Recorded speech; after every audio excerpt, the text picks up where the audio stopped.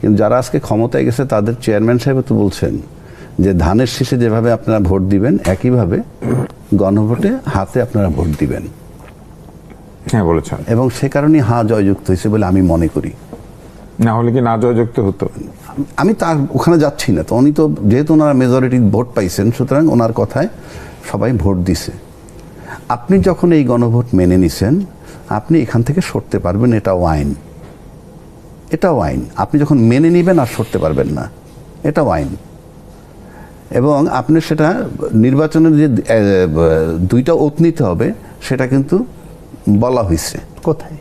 প্রেসিডেন্টের যে অর্ডারটা সেটার ভিতরে ওই আদেশের মধ্যে বলা আছে দুইটা ওত নিতে হবে। ওই আইনটা স্টিল ইট ইজ ভ্যালিড। কিন্তু প্রেসিডেন্টের আদেশ যদি বৈধ না হয়, মানে বৈধতা না পায়, আমি তর্কের খাতিরে বলছি, আপনি বাদ হইতে হবে তো, বাদ হইতে হবে না যতক্ষণ আমি তর্কের খাতিরে বলছি, যতক্ষণ মতো বাদ না হয় ততক্ষণ মতো আপনাকে এটা মেনে নিতে হবে।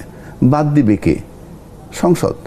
আচ্ছা, সংসদে যে আপনি যাবেন, আপনি কিভাবে গিয়ে বাদ দিবেন? যাবেন তো বটেই, যেহেতু আপনি পাশ করছেন, গিয়ে বাদ দিবেন কিভাবে? আমি সহজে আসি। বাদ দিবেন কিভাবে? 2/3 মেজরিটি নিয়ে। এই বইটার ভিতরে 142 অনুচ্ছেদে তাই বলা আছে। বলা আছে 2/3 একমত হলে পরে একমত হলে সংবিধানে সংস্কার করতে পারবে বা সংশোধন করতে পারবে। হ্যাঁ, ঠিক আছে। আচ্ছা, এই 142 যদি মোতাবেক আপনি করতে যাবেন, কিন্তু এই 142টাকে আপনি কাজে লাগাবেন কি হিসাবে? তার আগে ফাঁকে একটু ওতটা বলে নিই। ওত যে নিলেন আপনি, একটার বেশি দুইটা নেওয়া যাবে না।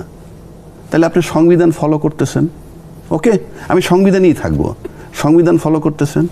তাহলে 142 মোতাবেক আপনারা আইসে সংসদে ইয়ে করবেন। এইবার আসেন, আমরা তো সংবিধান মানতে রাজি। আপনি যদি সংবিধানের একটা সিম্পল জায়গায় আসি, যেহেতু সংবিধান মানবেন, 4 ক একটা কথা বলি সিম্পল। জাতির পিতা বঙ্গবন্ধু শেখ মুজিবুর রহমানের প্রতিকৃতি রাষ্ট্রপতি, প্রধানমন্ত্রী, স্পিকার ও প্রধান বিচারপতির কার্যালয় এবং সকল সরকারি ও আধা সরকারি অফিস, স্বায়ত্তশাসিত প্রতিষ্ঠান, সংবিধিবদ্ধ সরকারি কর্তৃপক্ষের প্রধান ও শাখা কার্যালয়, সরকারি ও বেসরকারি শিক্ষা প্রতিষ্ঠান, বিদেশে অবস্থিত বাংলাদেশের দূতাবাস ও মিশন সমূহের সংরক্ষণ। অফিশিয়াল দেয়ালে এটা ঝুলবে প্রধান কর্মকর্তার পিছনে। হ্যাঁ, তাহলে সংবিধান কি মানা হচ্ছে? আমরা তো দেখতে চাই। আপনি যদি সংবিধানেই থাকেন, সংবিধানের দোহাই কিন্তু শেখ হাসিনাও দিয়ে গেছে। কিন্তু এটা যখন বঙ্গভবন থেকে অপসারণ করা হলো, এই সংবিধানের যে রাষ্ট্রপতি তিনিও তো কোনো আপত্তি করেন না। দরকার নাই আমার, তিনিও আপত্তি করেন। আমি কিন্তু এখন আমি নির্বাচিত সরকারের কথা, যারা সংবিধানের ভিতরে থাকতেছেন সেই জন্য বলছি। 2 নম্বর আসেন, 142 2/3 দিয়ে আপনি সব বাদ করবেন। সেটা এটা কিন্তু প্রথম ভাগের কথা, 4 কতে। 7 খতে বলা আছে, দেখেন 7 খতে বলা আছে সংবিধানের 142 অনুচ্ছেদে যাহা কিছু থাকুক না কেন, যাহা কিছু থাকুক, সংবিধানের প্রস্তাবনা প্রথম ভাগের সকল অনুচ্ছেদ, 4 খ যেটা পড়লাম এটা প্রথম ভাগে আছে সকল অনুচ্ছেদ, 2য় ভাগে সকল অনুচ্ছেদ, 9ম ক ভাগে বর্ণিত, আপনি এগুলো কোনো কিছু পরিবর্তন করতে পারবেন না। যদি করেন তাহলে আপনি রাষ্ট্রদ্রোহিতে শামিল হবেন। 7 কতে বলা, 7 সংবিধানের কিছু কিছু অংশ অপরিবর্তনীয়, একদম লেখা হয়ে গেছে। আমি সেজন্য বলছি, আপনাদের সংবিধান বলতেছেন, জোর করে করতে পারবেন, ইল্লিগালি করতে পারবেন, এই সংবিধান মেনে করতে পারবেন না। আমি চ্যালেঞ্জ ছুড়ে দিলাম, এই সংবিধানটাকে মেনে আপনি করতে পারবেন না। পার্লামেন্টে ঢুকলাম, চালাইলাম, চললাম, সেটা ভিন্ন কথা। বাট যেহেতু আপনারা সবসময় সংবিধানের কথা বলতেছেন, সে কারণে আমি বলতেছি। সেজন্য এখনও রাস্তা আছে। এই যে তানিয়ামির রেফারেন্স দিল, বলছেন ভালো কথা, ওনার ব্যাখ্যা দিতে পারেন, কিন্তু কোথায় লেখা আছে যে দ্বিতীয় আরেকটা শপথ নিলে প্রথমটা বাদ? এটাও তো লেখা থাকতে হবে। আপনি যখন সংবিধানের দোহাই দেন তাহলে তো লেখা থাকতে হবে। কিন্তু যে শপথের কথা সংবিধানে নাই, সেটা নিতে পারবেন কিভাবে? তাহলে কোথায় অগ্রাহ্য করতে হবে? ওই যে আইনটা আছে, প্রেসিডেন্টের আদেশ, আপনি সেখানে নিবেন। এই প্রেসিডেন্টের আদেশ তো এই সংবিধানের যে আপনি ধারা বললেন তার বিপরীতে যায়। হ্যাঁ, সব দিকে আছে। কারণ ওইখানে তো উনি যেসব পরিবর্তনের কথা বলেছেন সেগুলো তো উনি করতে পারেন না। পারেন না, কিন্তু সেটা তো আপনি বাতিল করতে হবে। বাতিল করতে গেলে তো সংসদে যাবেন, বাতিল করতে হবে। তো বাতিল না করা পর্যন্ত তো আইন প্লাস আইনের সিম্পল, আপনি গণভোট মেনে নিছেন, আপনি জনগণের প্রতিশ্রুতি দিচ্ছেন। মানে এখানে একটি মারাত্মক জটিলতা। আমি বললাম তো, আমি যাক না পার্লামেন্টে, আমি বললাম হ্যাঁ আইনি ভাবে আপনি পারবেন না, আপনি বেআইনিভাবে পারবেন, গেলাম, চালাইলাম, চললাম, ওকে, সিদ্ধান্ত হয়ে গেল, সেটা ভিন্ন কথা। আমি আইনের প্রসঙ্গে বলছি, বঙ্গবন্ধুর ছবি ঝুলতে হবে, এর মানে এই না আমার বঙ্গবন্ধুর প্রতি আমি প্রেম দেখাচ্ছি, আমি সংবিধান দেখাচ্ছি। আমার প্রেম তো আমার আলাদা, কিন্তু আমি সংবিধান দেখাচ্ছি। আমরা তো এই যতক্ষণ মধ্যে এইটা বাতিল না হবে ততক্ষণ মধ্যে এই ছবি ঝুলতে হবে। কিন্তু বাতিল তো আপনি করতে পারছেন না। পারছি না, কারণ যাহাই থাকুক না কেন 142। ইয়েস, আপনি কঠিন জটিলতা। আমরা এখন যে আমরা না দেখি ছবিটা, তাহলে তো আমরা ভায়োলেশন কনস্টিটিউশন হচ্ছে। তা আপনি যদি আইন ভেঙে, আইন না মেনে আপনি পার্লামেন্টে যাবেন, আইন না মেনে আপনি চালান শুরু করবেন, তাহলে ঘটনা কি ঘটবে, তার পরিণতি কি হতে পারে? আপনি এখানে কি আপনি আইন বানাবেন? আপনি তো কি আইন বানাবেন? পার্লামেন্টের কাজ কিন্তু মেইনলি আইন। যদিও আমরা ব্যবসা বাণিজ্য করি, সেটা ভিন্ন কথা, হ্যাঁ, ওটা ভিন্ন কথা। 53 বছর যাবৎ সমস্ত এমপিরা বাংলাদেশের এই এমপির দায়িত্ব লঙ্ঘন করে, সংবিধান লঙ্ঘন করে আসতেছে। কিভাবে? ওই যে তারা আইন প্রণয়নের বাইরে যায়, ওই যে ব্যাখ্যা দেয়, এইটা করা যাবে না, ওইটা দায়িত্ব দিয়ে দেওয়া হয়, তারা তো না না না না, এটা ট্রেডিশন আপনি বানায় নিছেন।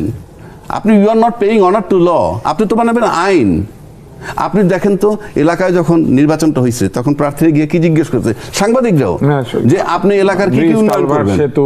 হ্যাঁ, কিন্তু একবারও জিজ্ঞেস করে নাই আপনি কোন কোন আইনের ঘাটতি দেখেন, কোন বিষয়ে একটা আইন বানানো দরকার, এইটা বলে না ওনারা। এটা বাণিজ্য, সোজা হিসাবে হলো বাণিজ্য। আমি তো বললাম, আমি তো আজকে বললাম, দোহাই দিয়ে চলতেছেন, সংবিধানের মধ্যে কেউ নাই, এই সংবিধানের ভিতরে অন্তর্বর্তীকালীন সরকারের কথা নাই, এই সংবিধানের ভিতরে তত্ত্বাবধায়ক সরকারের কথা নাই, এই সংবিধানের ভিতরে 2026 ফেব্রুয়ারিতে নির্বাচন হবে সেই কথা বলা নাই, এই সংবিধানের ভিতরে বলা আছে কি সংসদ ভেঙে গেলে পরবর্তী 90 দিনের মধ্যে নির্বাচন করবেন, কোনো কারণে না হলে আরো 90 দিনের মধ্যে। তারপরে বলা নাই আপনার যখন মন চায় তখন নির্বাচন করবেন। তাহলে এই সংবিধানের দোহাই যদি আপনারা দেন, তাহলে সংবিধানে যে নির্বাচন নাই সেই নির্বাচনে আপনারা কিভাবে অংশগ্রহণ করলেন, এটা প্রশ্ন আসবে।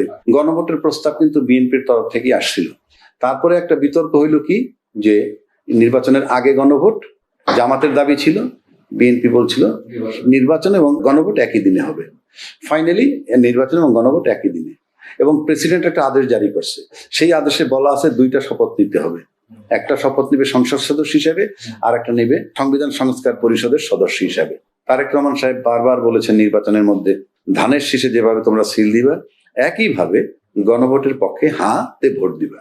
এবং বিএনপি জিতছে, আমি মনে করি তারেক রহমান সাহেবের ওই এক বক্তব্যে গণভোটও জয়লাভ করছে। যেই গণভোট আপনি মেনে নিয়েছেন, সবাই আইনের কথা বলেন, কিন্তু আপনি যেটা দলমত নির্বিশেষে টোটাল বাংলাদেশ সবাই মেনে নিলেন, সব দল মেনে নেওয়ার পর গণভোটে গেছেন, এখান থেকে আপনি সরে যেতে পারবেন না। সবাই যখন সমঝোতার ভিত্তিতে যেটা মেনে নিবেন, সেটা কিন্তু আপনি সরে আসার কোনো পথ নাই।